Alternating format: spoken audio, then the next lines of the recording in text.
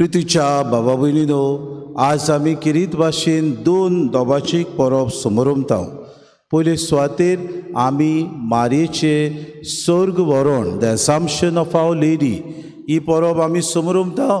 आनी आमच्या देशाचो स्वतंत्रतायेचो दीस आमी 75 वर्स 75 वर्सां आमच्या देशाचो आमी किरीत भाशेन समोरुमता. म्हणटच आमच्या सरकारान आमकां दिला अमृत उत्सव आमी किरीत भाशेन समोरुमता. तेन्ना ह्या दोनूय विशयांचेर आमकां स्वतंत्र मनशां कशी पातकां मेकळी जिवंक आमकां आदार मेळटा.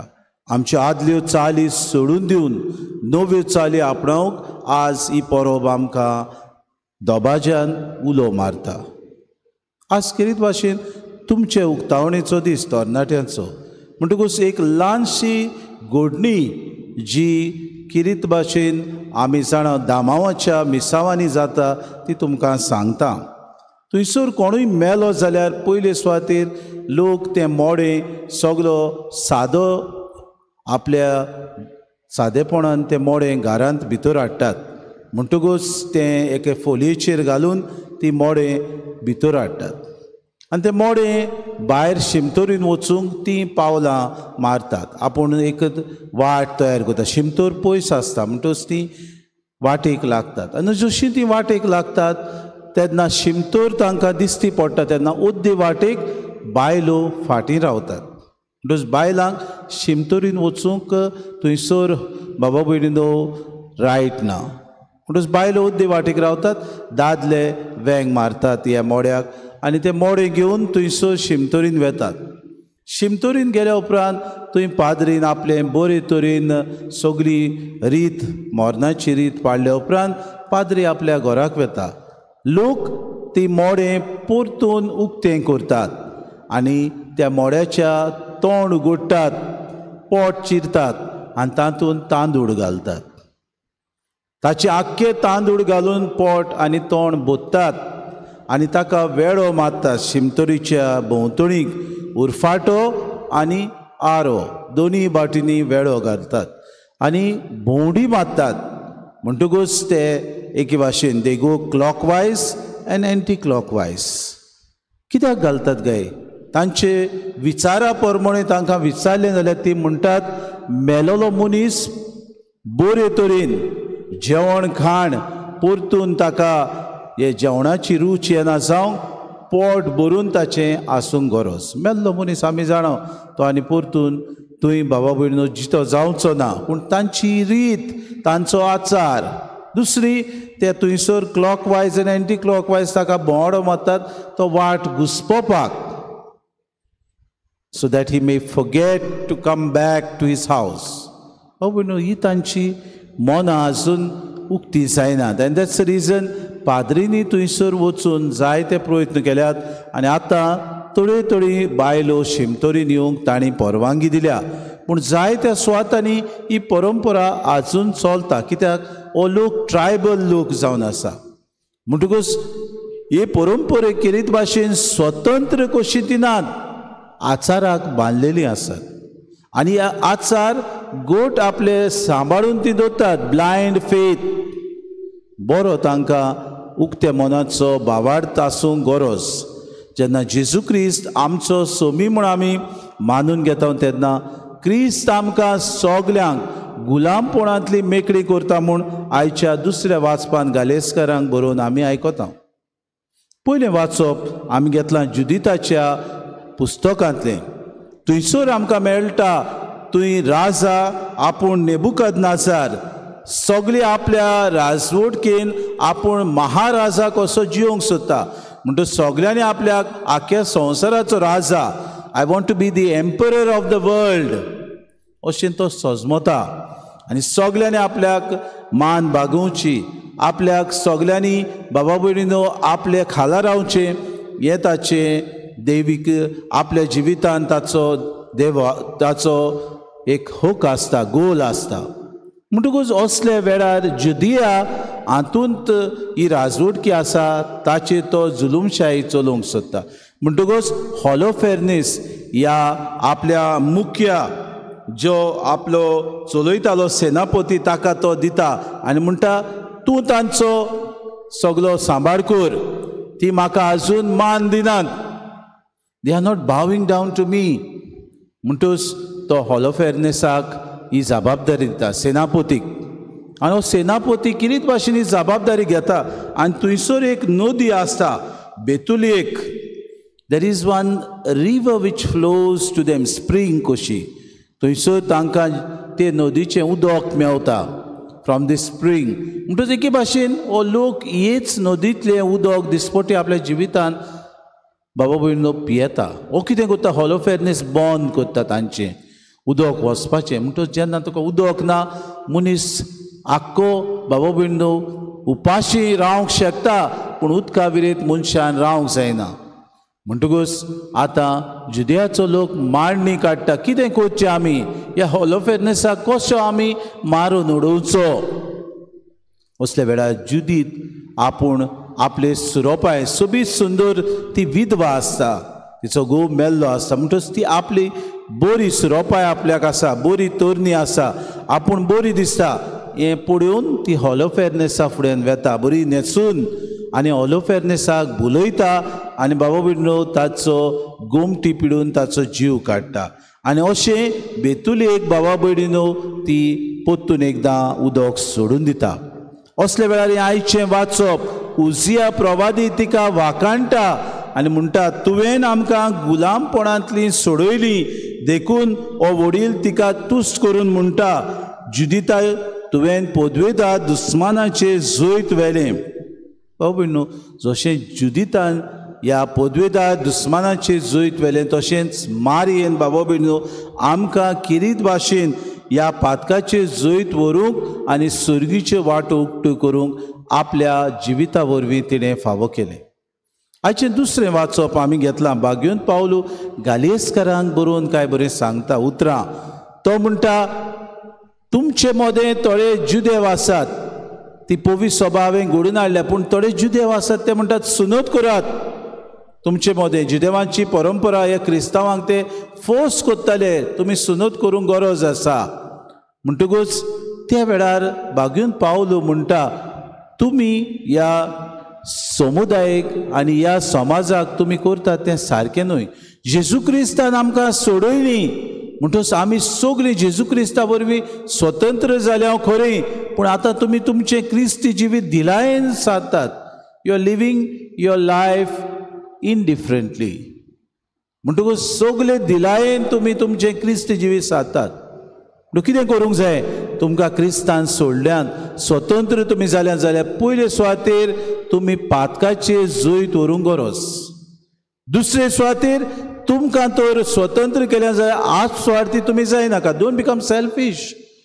तुमचें जिवीत दुसऱ्यांचे सेवे चाकरेन तुमी सारात, प्रिती मोगान आनी सेवे चाकरेन तुमी सारात.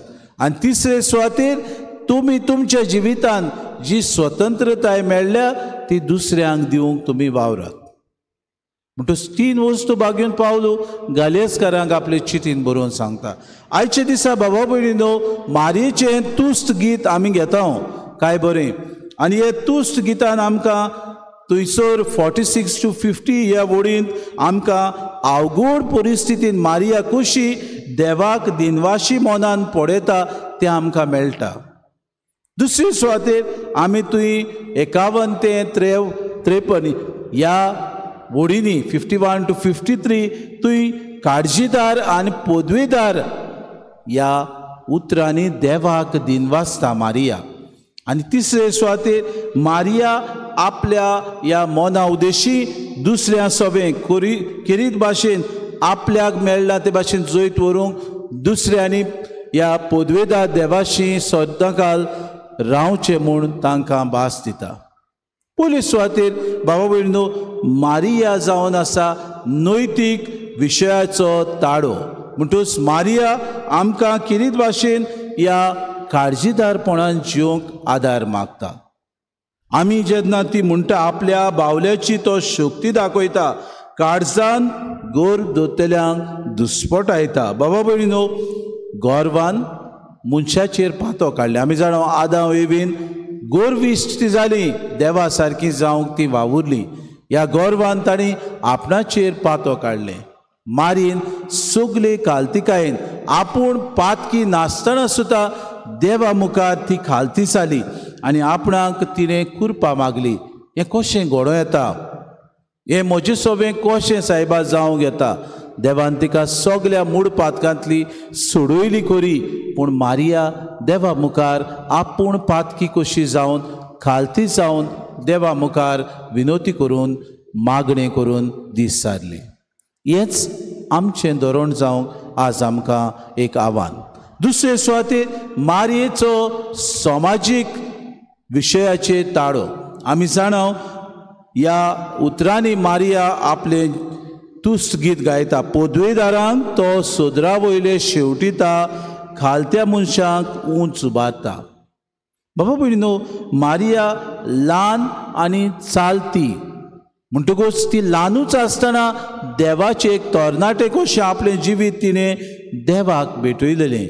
देवान तिका विचून काडलेली म्हणटच ल्हानूच आसतना देवाच्या वावराक तिणें आपलें जिवीत भेटयलेलें. आज तुमकां तरणाट्यांक एक आव्हान, एक challenge. It's not possible to dedicate your life to God. जायते फावटी तुमी म्हणटात, father, there are so many challenges, there are so many ways. How can we dedicate all our time for God? How can we come only to the church? There's no need to come to the church. But you can live a life which God is aspiring you to become. A life full of values, a life full of morals, a life which is lived according to the principles that Christ has taught us. म्हणटकूच आमी तर आमचें जिवीत मारये भाशेन सादतले जाल्यार गरज पयले सुवातेर मारये भाशेन खालती आमी जावं. मारयेन ह्या समाजान आपलें अदीक उदारपण दाखोड केलें. कशें? जेन्ना एलिझाबेथ आपली मावशी भयण बाबा भयणीनो किरीत भाशेन ती जाण आसली, गोरबेस आसली, ती पयले सुवातेर आपूण धांवून धांवून आपणाक विसरून तिचे सेवेक गेली. दुसरे सुवातेर बाबा भयणीनो, आपणाक जेन्ना कोणूय तर पावंक सोदता, आपूण दुसऱ्यांक पयली ती पावली. जेन्ना शीस जेजू बरोबर येताले, किरीत भाशेन सेवा करूंक ती तयार आसली. So Mary gives us an example to be of service, not only to ourselves but to our friends, to our neighbours and to our own family members. जायते फावटी ही सेवा आमची ओदी प्रितीमोगान जायना. It doesn't happen with love. We come out of compulsion. आतां सांगलां आमकां मिसाक वचोंक जाय, आतां आमकां सांगलां आयज youth day, if we don't go then father will say, father will taunt us, you did not come, you were not present. Our friends will say, oh you were not there for the mass, so we have to go. आमी जायते फावटी भियोन, आमी जायते फावटी दुसऱ्याच्या चिंतना उद्देशी आमी समाजाक हे भिरांतीन आमी आमचो वावर करता. Today Mary is showing us an example. She's leading us by example to say, let us dedicate ourselves willingly. दुसऱ्याने आमकां फोर्स करचो न्हय. Let us give our service with love, not because somebody else is telling us, but we know that the society today demands more attention from us. We know we are part of this society. We know we are part wherein we have to give our values that we have learned from our catechism, values that we have learned from our family, values that we have learned in our school. बाबा भयणीनो, अशें आमी करता तेन्ना अदीक आनी अदीक समाजीक मोडार आमी प्रिती मोगाची हातयारां जातलीं. Will become instruments of love. तिसरे सुवातेर मारयेन आपल्या जिवितांत केरीत भाशेन आर्थीक विशयाचेर ताळो उबारलो. आमी जाणा मारिया म्हणटा, भुकेल्ल्यांक तो बऱ्या बऱ्या देण्यांनी भरता, ग्रेस्तांक रिकाम्या हातांनी तो परतून धाडटा. मारिया आपूण दुर्बोड आनी गरीब आसली, पूण बाबा भयणीनो, आपल्या पुर्वजांक सगळें दिल्लें ती बाबा भयणीनो जें कितें आपल्याक मेवल्ले वॅल्यूज ते आपल्या पुर्वजांचे ती तांचे उपकार आठयता. आनी आपल्या जिवितांत बाबा भयणीनो किरीत भाशेन देवाचो आदार ती मागता. Are we very grateful to our own family members? maybe our own father, our own mother, our own grandfather, our grandmother, our uncle, our aunt. Do we realize that they have instilled in us, inspired in us some value system? Do we even realize that we are born in this world because they cared for life? Do we even realize that out of their love, we are the people who are born in today's world? साहित्य पावटी आमी विसरता कित्याक तांच्या सॅक्रिफिसा उद्देशी आमी ह्या संवसारांत बाबा भयणीनो जल्माक आयलीं. It's because of their sacrifice that we are born. It's because of their love that we have seen the light of the day. साहित्य पावटी आमच्या समाजान आमी जियेतना आमी स्वार्थी जाता. We become selfish आनी हाका लागून बागेवन पावलो आमकां उगडास कोता. Don't use this freedom of yours for selfishness, but use it for the service of others. And that service of others should be done out of love. Today, as youngsters, you are called to do this service. Service for the sake of others. Service to reach out to others. Service in order that others may grow, I may decrease. आज आमी देशाच्या स्वतंत्रतायेचो अमृत उत्सव अशें आमी मनयता. 75 वर्सां आमी जाणा आमच्या देशाक ह्या गुलामपणांतली सोडयली. आज आमी म्हणटा जायते वस्तू सरकार आमच्या ह्या स्वतंत्रताये विशीं उलयता. पूण स्वतंत्रताय आमकां 2 तरेन मेवता. एक भायली स्वतंत्रताय, एक भितरली स्वतंत्रताय. भायली स्वतंत्रताय बाबा भयणीनो आमी जायते फावटी गुलामपणान जियेता. We behave as if we are slaves of our own punch, of our own minister, of our own MLA, of our own representatives. Sometimes we don't have a voice. Amka naka, we don't want to soil our hands, we don't want to burn our fingers, अशें आमी म्हणटा. But देवान आमकां सगल्यांक स्वतंत्र रचल्यान. God has created us in freedom. तुमकां तर स्वतंत्र रचल्यान जाल्यार why is it that you are frightened? Why is it that you want to live a life of bondage? तुमकां विचार करूया. दुसरी वस्त आज भितरली स्वतंत्रताय आमकां उलो मारता. Sometimes we are so much attached to our own selfish ways that we would love to watch our own mobile. Our mobile has become a tool that leads us astray from God. जायते फावटी we watch a lot of pornographic things on mobile. We chat a lot of things which are out of the way. We use a system which goes beyond our value system. Of course, we are bound to fall. Of course, we commit mistakes. Of course, we have our shortcomings. But that doesn't mean that you are not free to say no. That doesn't mean that you are not free to say, I don't want. That doesn't mean to say, yes, I shall. And I will win over. मारीन आपल्या जिवितान ही स्वतंत्रताय देवास करची आपल्या जिवितान ओळखून घेतली. She lived a life full of freedom. She was free to say no to God, but she was humble enough to accept the will of God. Let us, as youngsters, accept God's will in our life. Sometimes we may not get a good job. Sometimes we may not get the goal that we aspire to. Sometimes we may not have all the finances at our disposal. But to do the will of God would be of utmost charity from our part. Secondly, let us be humble. Many times we youngsters are told to be proud of ourselves. Yes, we are proud as Catholics. We are proud to follow Christ. We are proud to follow Him in a free way. He never overcomes our freedom. देवान तुजी स्वतंत्रताय केन्नाच मोडूंक ना. देवान तुका स्वतंत्रतायेचो गुलाम करूंक ना.